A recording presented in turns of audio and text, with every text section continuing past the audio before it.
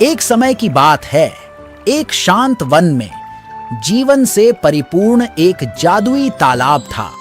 मेंढक खुशी से कूदते थे, मछलियां साफ पानी में तैरती थीं और पूरा तालाब प्रकृति की सिम्फनी से गूंजता था।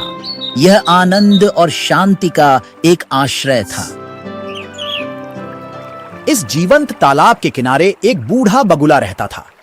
पहले फुर्तीला और ताकतवर, उम्र ने उसे धीमा कर दिया था।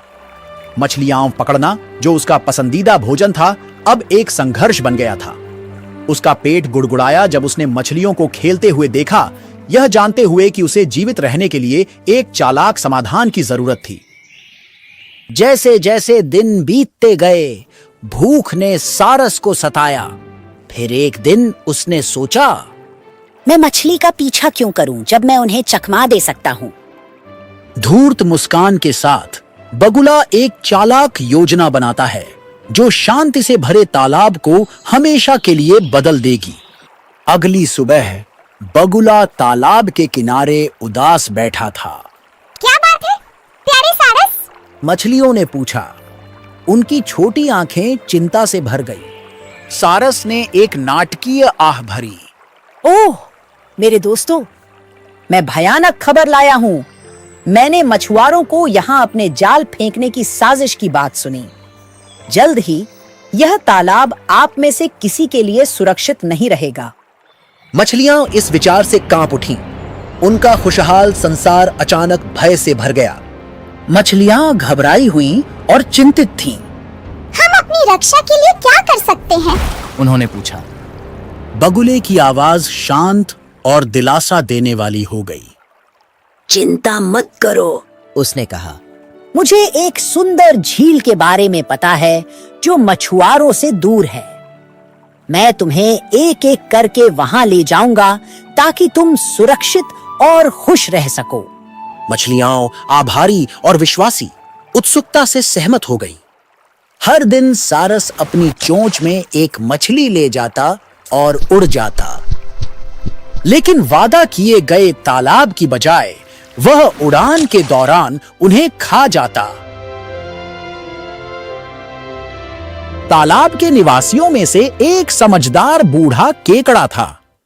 मछलियों की घटती संख्या को देखते हुए केकड़ा संदिग्ध हो गया।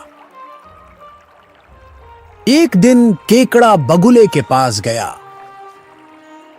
प्रिय सारस, क्या आप मुझे भी सुरक्षित झील तक ले जाएंगे? सारस एक नई खुशी के विचार से प्रसन्न होकर तुरंत सहमत हो गया। जब सारस केकड़ा लेकर आकाश में उड़ा तो वह बुद्धिमान जीव सारस की गर्दन को मजबूती से पकड़कर लटका रहा। सिर्फ एक एहतियात, केकड़ा ने कहा। सारस को पता नहीं था कि केकड़ा किसी भी चाल के लिए तैयार था।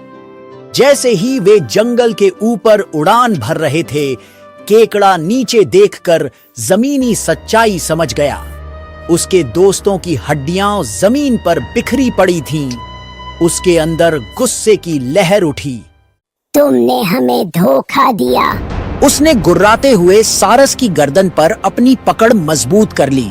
बगुला सांस लेने के लिए हांफने लगा। उसकी आवाज डर से कांप रही थी। कृपया मुझे छोड़ दें, वह गिड़गिड़ाया।